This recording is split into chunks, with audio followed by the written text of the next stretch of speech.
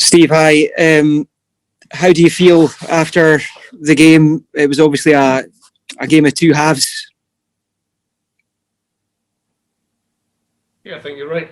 Also, a game of the first half, I thought Israel started the game very well, very well. But we did to dig in as we approached half time. I could see us getting to half time 0-0.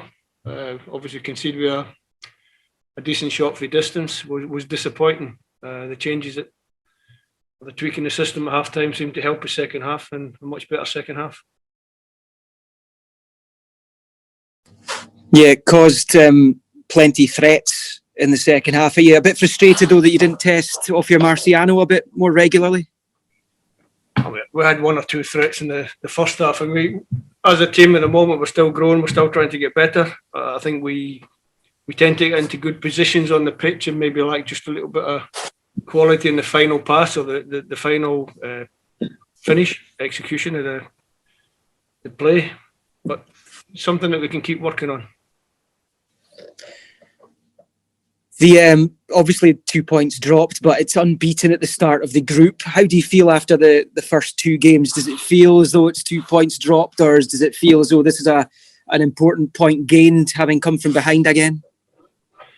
I don't know. I can't look into the future. I don't know if it's 2 good points or from the first two games, or whether we've dropped 4 points. It's going to be costly. So it's very difficult to tell. History tells us that it's, if you drop points to the 4th seeds, that you're going to have to try and make it up against one of the top seeds. Does it feel that way just now? You'll have to go and compensate for that at some point later in the group? I don't know. Listen, everyone talks about Israel 4th seeds, but Israel are a good team, and they've proved that against Scotland over the recent run of games. We've played a lot against them. There's never anything in the game. We actually said that when I spoke with the Israeli coach after the game, how close the games are. So we just have to keep doing what we have to do. We have to pick up the points as and when we can. We're unbeaten.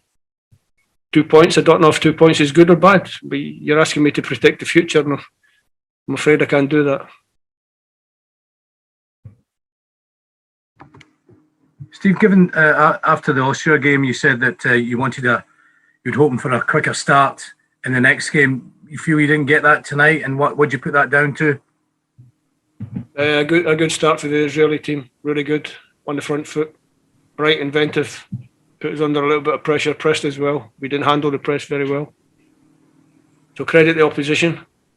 Like I said, eventually we managed to get a modicum of control in the game. I wouldn't say we had a great control in the game, but we managed to get a little control in the game, approaching half time. And the changes we made at half time made us a better team in the second half.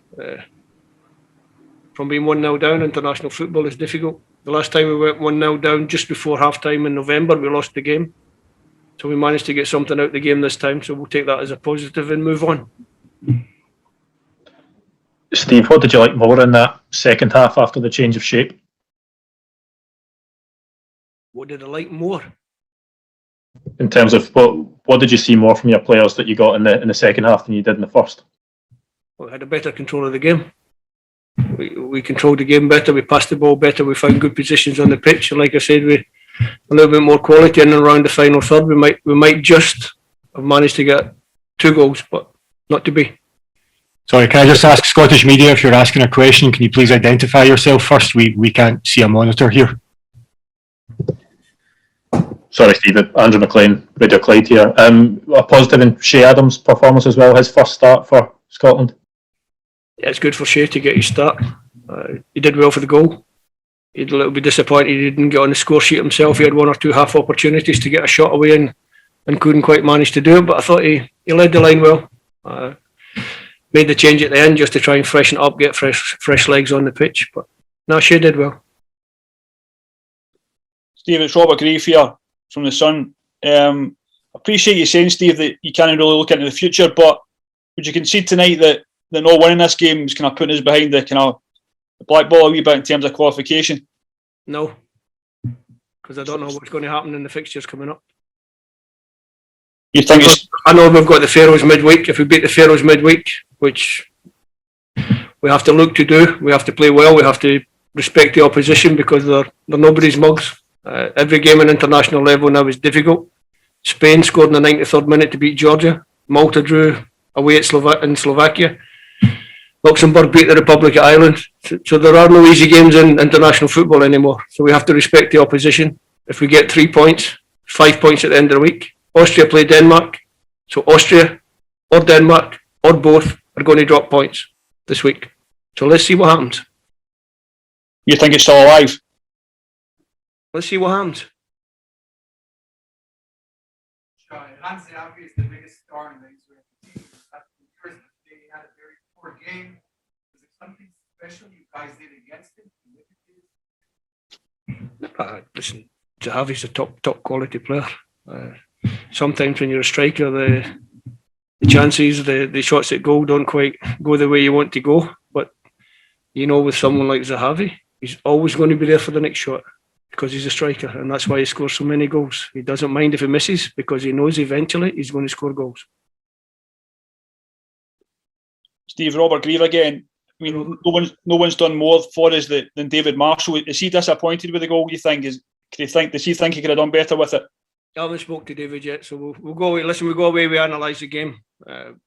So we stay here overnight, fly back tomorrow. We'll try and get a little analysis of the game on the flight. It's a long flight, so we've got plenty of time to analyse the game. But I haven't spoken to David yet. Obviously, I've got the media commitments to come and speak to you guys.